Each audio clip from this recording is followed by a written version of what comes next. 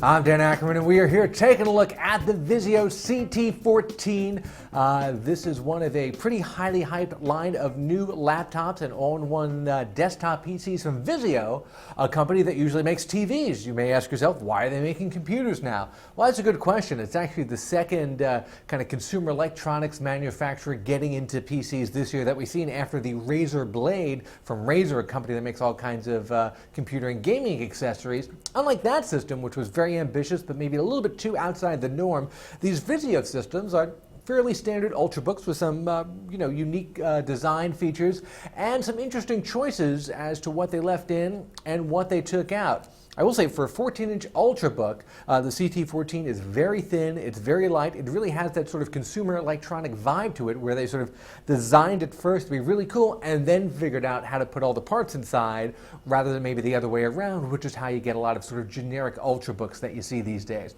So definitely thumbs up on the overall design, the size, and the weight. This particular version has a Core i7 CPU. It'll run you about $1,200. There's also a Core i5 and a Core i3 version.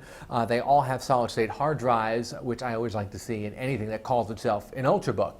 You'll see that the keyboard is probably the biggest departure from current laptop design. Instead of the island-style keyboard pretty much everybody has, these are widely spaced keys that are packed very tightly together. It kind of reminds me, especially because it's got the same sort of light silver gray color, of what MacBook Pro keyboards used to look like, although in this case it's not really as good.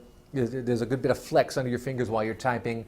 Not unusable, but not the best keyboard that I've used. And the touchpad, big clickpad style, but again, not as responsive as, let's say, you'd find on a MacBook, and clicking down in the corner over here for a right click is a little bit hit or miss. You really got to nail it in exactly the right spot. Now, they've packed a couple of USB 3.0 ports in here and an HDMI output. That's great, but there's no SD card slot, which is really weird. The only other laptop like that I can think of is maybe the 11-inch MacBook Air, and no Ethernet jack, but a lot of super slim ultrabooks don't have that. I do like the screen in that it's a 1600 by 900 screen, which is a nice resolution for something like this. But it's got a little bit of that wavy quality sometimes you see in cheap screens, even though it's an IPS display, which means the off-axis viewing is really good, and it's actually fairly crisp and bright.